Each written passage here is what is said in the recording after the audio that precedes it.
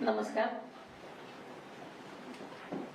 राज्याचे मुख्यमंत्री तथा वित्तमंत्री आदरणीय देवेंद्रजी फडणवीस साहेब, उपमुख्यमंत्री एकनाथजी शिंदे साहेब, राज्यमंत्री जयस्वाल साहेब, बावनकुळे साहेब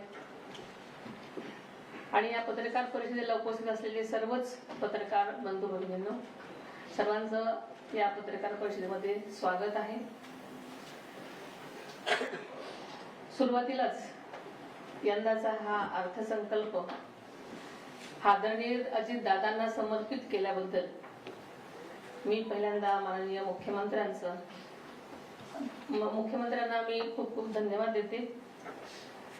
तसेच आदरणीय दादांचं उचित स्मारक उभारणं, त्यांच्या नावाने गतिमान नागरी सेवा पुरस्कार सुरू करण्याची जी घोषणा आपण केलेली आहे आणि माझ्या मते तीच खरी दादांना उचित श्रद्धांजली अर्पण केलेली आहे. आदरणीय मुख्यमंत्र्यांनी हा अर्थसंकल्प सर्व घटकांचा विचार करून अतिशय समर्पक विकसनशील महाराष्ट्रासाठी सादर केलेला आपण सगळ्यांनीच ऐकला आहेच.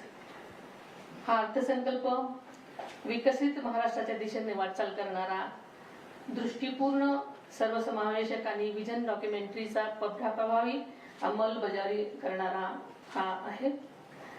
तसेच प्रादेशिक संतुलित विकासाला चालना देणारा, तसेच प्रगतिशील, शाश्वत, सर्वसमावेशक आणि सुशासन या 4 प्रमुख आधारस्तंभावरती राज्याचा विकास साधणारा आहे. आणि म्हणूनच मी आदरणीय मुख्यमंत्र्यांचं खूप खूप अभिनंदन करते.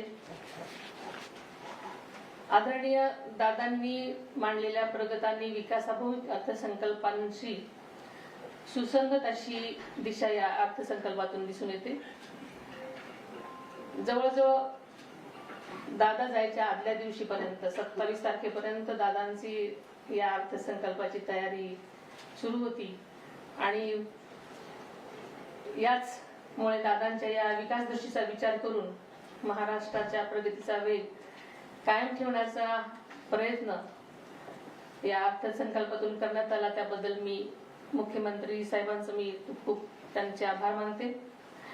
कृषी क्षेत्राला बळकटी, पायाभूत सुविधा मजबूत करणं, पर्यटन, उद्योग आणि सेवा क्षेत्रांचा विस्तार करून रोजगार निर्मितीला चालना देण्याच्या दृष्टीने विशेष तरतुदी करण्यात आलेल्या आहेत. ते आपण सगळ्यांनी पाहिलेलं आहे. पायाभूत सुविधा निर्माण करण्यासाठी सुद्धा वाढी 20% इतकी वाढ केल्यानं राज्यात मोठ्या प्रमाणात पायाभूत सुविधांना निर्माण होतील. आदरणीय दादांच्या संवेदनशील विचारानुसार दिव्यांगाकरिता सुद्धा जिल्हा वार्षिक योजनेअंतर्गत 1% निधी राखून ठेवण्याचा निर्णय यामध्ये घेण्यात आलेला आहे. तसेच छत्रपती संभाजी महाराजांचे बलिदान स्थळ असणाऱ्या पुणे जिल्ह्यातील वडूतुळापूर येथील स्मारकाचंही काम यावर्षी पूर्ण करण्यात येणार आहे. आणि दादांचं या प्रोजेक्टकडे खास करून जास्त लक्ष होतं. त्यांचा ड्रीम प्रोजेक्ट आहे असं म्हटलं तरी चालेल. यंदाचं वर्ष आंतरराष्ट्रीय महिला शेतकरी वर्ष म्हणून साजरं होत आहे आणि महिलांच्या सक्षमीकरणाला विशेष प्राधान्य देण्यात आलेलं आहे. आपल्याला माहितीच आहे की लाडकी बहीण योजनेच्या भरीव तरतुदीसह राज्यात एकल महिलांच्या सुद्धा कल्याणासाठी सुयोग्य धोरण म्हणजे लखपती दीदीच्या उपक्रम माध्यमातून महिलांना स्वावलंबी आणि सक्षम बनण्याच्या दिशेने ठोस पावलं उचलण्यात येत आहेत. कृषी क्षेत्रामध्ये एआयचा वापर करण्याबाबतचं विजन डोळ्यासमोर ठेवून आदरणीय दादांनी याबाबत पुढाकार घेतलेला आपल्या सगळ्यांना सर्वश्रुत आहे. त्याला चालना देण्यासाठी या अर्थसंकल्पामध्ये भरीव तरतूद करण्यात आलेली आहे.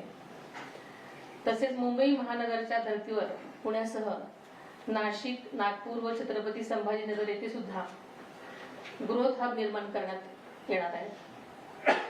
अमृतकालीन रस्ते विकास योजना तसेच मेट्रो प्रकल्प यांच्या माध्यमातून सुद्धा पायाभूत सुविधा अधिक मजबूत करण्यात येणार आहेत. हा अर्थसंकल्प राज्यातील शेतकरी, कष्टकरी महिला, तरुण आणि सर्वसामान्य नागरिकांच्या विकासाला चालना देणारा असून महाराष्ट्राच्या प्रगतीला नवी दिशा आणि वेग देणारा ठरेल असा मला विश्वास आहे.